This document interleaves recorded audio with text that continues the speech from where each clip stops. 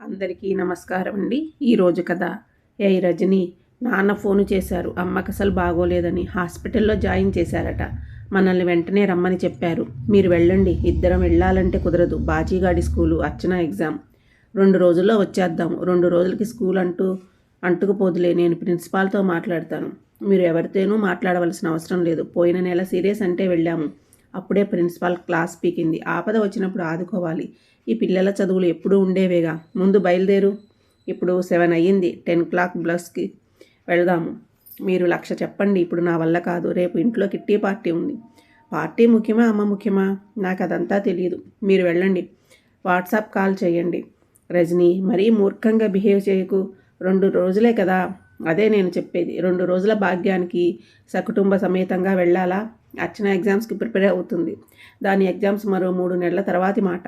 Please నా మాట విను రజ్జీ బజ్జీ అని నాకేమీ బిస్కెట్లు వేయొద్దు. కానీ మీ అమ్మ సంగతి నాకు బాగా తెలుసు. పోయిన నెల సీరియస్ అంటే పిల్లా చెల్లాతో పరిగెత్తాము.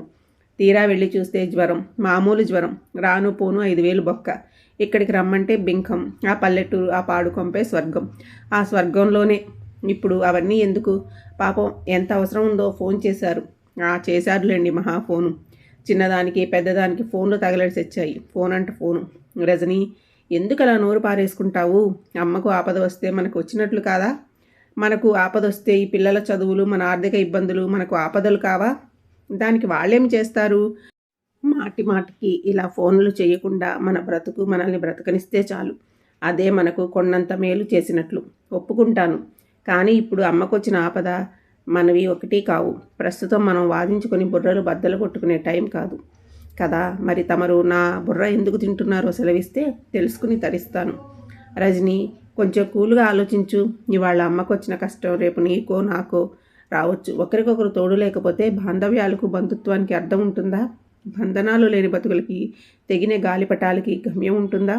అయ్యా వేదాంతం రాఘవయ్య గారు, రాద్ధాంతాలు ఆపి వాస్తవానికి రండి. ఈ చిన్న విషయానికి బాగుడింతం బట్టి పట్టించే ప్రయత్నం విరమించుకుని బట్టలు సర్దుకుని బయలుదేరితే బాగుంటుంది. నేను ఒక్కడిని వెళ్ళాననుకో, ఊరంతా ముఖం మీద ఉమ్మేస్తుంది. నువ్వు కనిపించకపోతే నానా రకాలుగా అనుకుంటారు. ఎవరో ఏదో అనుకుంటారని నేను రావాలా? అనుకుంటారని కాదు, ప్రతి పనికి ఒక హద్దు ఉంటుంది. అలాగే ఆత్మీయులను ఆదుకోవడానికి కూడా ఒక పద్ధతి ఉంటుంది. అమ్మా కూతుళ్ళ మధ్య, అత్తా కోడళ్ళ మధ్య, అన్నా తమ్ముళ్ళ మధ్య, అక్కా చెల్లెళ్ళ మధ్య. ఇంకా దండకం చదవండి మహానుభావ. ఆపకండి. బస్సు మిస్ అయ్యేదాకా మీ ఇష్టం. అయితే రానంటావు, బాధపడతావు. ఆలోచించుకో. ఇక్కడ చించుకునేది ఏమీ లేదు. ఆ చించుకునేది ఏదో తమరే చించుకోండి. కిచెన్లో కత్తెర ఉంది, తెమ్మంటారా? ఈ మధ్య మరీ సోక్రటీస్ భార్యవైపోయావు. నేనేమీ మారలేను కూడా. కట్టించుకున్న పాపానికి నేను ఎప్పటికీ మీ భార్యనే. ఇంట్లో మనీ ఎంత ఉంది? కట్టలు. సూట్ కేసులో పెట్టనా, బ్యాగ్లో కుక్కనా? మరీ అంత వెటకారం వద్దు. అవసరానికి చేతిలో ఉంటుందని అడిగాను. కిరాణా కొట్టులో ఇవ్వవలసిన 10,000 ఉన్నాయి. మొత్తం ఉడ్చేస్తారా? మాకేమైనా? మీరు రేపు బ్యాంకులో తీసుకోండి. ధన్యోస్మి. ఉచిత సలహాలు రావు గారు. ముందు తమరు భోజనం చేయండి. బస్సు మిస్ అయితే నన్ను ఆడిపోసుకుంటారు. మళ్ళీ తినాలని లేదు. ఎందుకుంటుంది? మధ్యలో బస్సు ఆగిన చోట బిర్యానీయో తందూరి చికెను లాగించేయవచ్చు. నాకు తెలియని ట్రిక్కులా? ఒక పక్క అమ్మకి బాగోలేదని ఫోను, ఏమైందోనన్న ఆందోళన. అందుకే ఆకలిగా లేదు. అంతేగాని అయినా ఇది బిర్యానీ తినే సమయమా?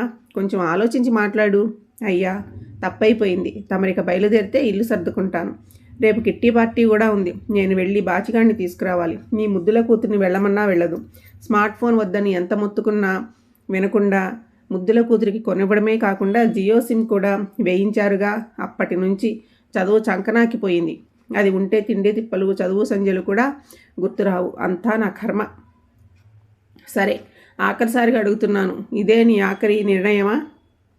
ఆఖరి నిర్ణయం కాదు, ఇదే నా అంతిమ నిర్ణయం. ఓకే రజని, నేను ఊరు చేరగానే ఫోన్ చేస్తాను. కిరాణా వాడికి కూడా నేను వచ్చాక పే చేస్తానని చెబుతాను. పిల్లలు నువ్వు జాగ్రత్తగా ఉండండి అంటూ బయలుదేరిపోయాడు. బస్టాండ్లో ఫోన్లో మాట్లాడుతున్న రమేష్ బాబు 2 పిల్లలతో ఏడుపు ముఖంతో తలదించుకుని వస్తున్న భార్యను చూస్తూనే ఎదురెళ్ళి చేతిలోని బ్యాగ్ దగ్గరకు తీసుకుని నెమ్మదిగా నడిపించుకొచ్చి కూర్చోబెట్టి వాటర్ బాటిల్ అందించాడు. రజని, అమ్మకు ఏమీ కాదు. నువ్వు బాధపడకు ప్లీజ్ అనునయించబోయాడు రమేష్. అది పబ్లిక్ ప్లేస్ అని కూడా చూడకుండా ఒక్కసారిగా బరస్ట్ అయిపోయింది రజని. నన్ను క్షమించండి, పిచ్చిదాన్లా ప్రవర్తించాను. Cool down my dear. Rajini, ఇప్పుడు ఏమైందని ఇంత ఇదైపోతున్నావు? నాదే తప్పు, నన్ను నువ్వే క్షమించాలి.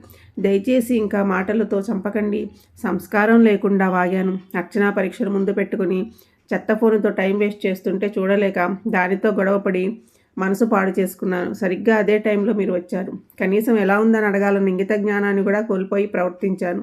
అయిపోయిన దానికి అనవసర సంజాయిషీలు వద్దు. అయినా మీరెందుకు వచ్చారు? నేను వెళ్ళి అమ్మను అంబులెన్స్లో హైదరాబాద్ తీసుకొచ్చేద్దామని ప్లాన్ చేసుకున్నాను. నిన్న ఫోన్ చేసిన నాన్నగారితో అప్పుడే చెప్పాను. నా ఫ్రెండ్ బోసు ఏర్పాట్లన్నీ చూస్తున్నాడు. మీ కాళ్ళు పట్టుకొని ఏడ్చేయాలనుంది.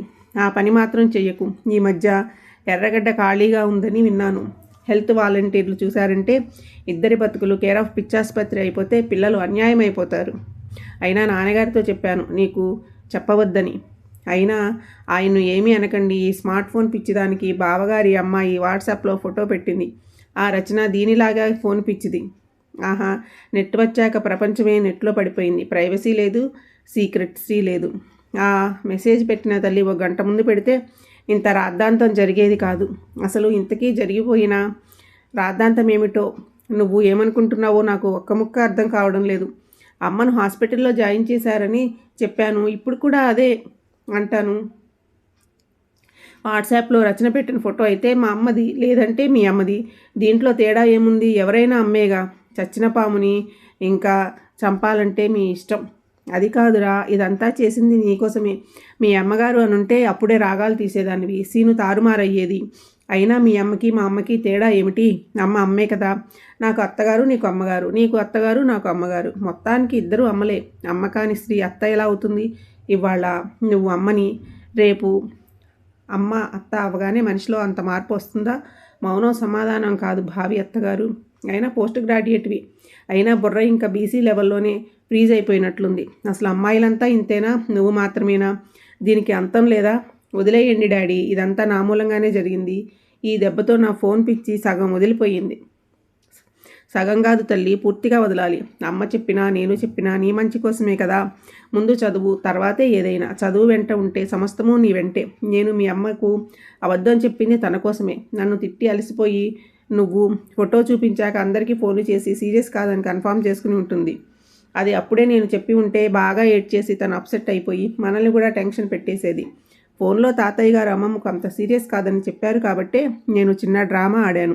నువ్వు రియలైజ్ అయ్యావు. అమ్మ అత్తగారి మీదున్న చెత్త అభిప్రాయాన్ని మార్చుకుంది.